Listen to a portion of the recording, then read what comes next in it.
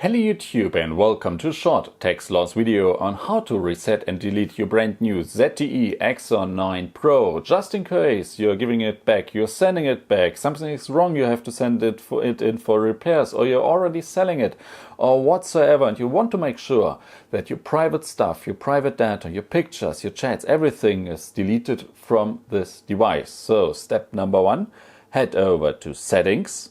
Then below settings, go all the way down until you find the point system. Hit system, and under system you got the point reset option. There you want to go, and now choose the right one. You don't want to reset Wi-Fi and Bluetooth or anything like that, or the app preferences. No, this won't delete your private stuff. You want to do the erase all data, the factory reset.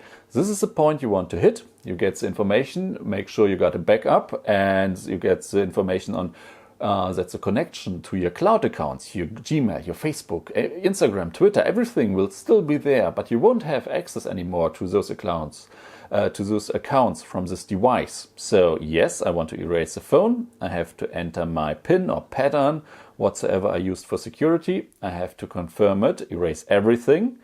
And now the device is going to do the factory data reset, and it's going to reset a couple of times and reboot. But we are not yet done.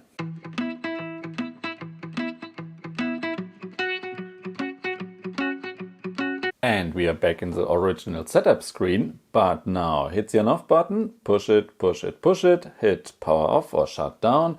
The device will shut down, and now don't forget about your SIM card, your SIM cards, or even your micro SD card.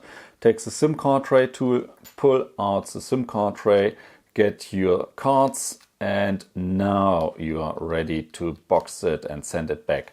And this is how to reset and delete your new Axon 9 Pro from ZTE.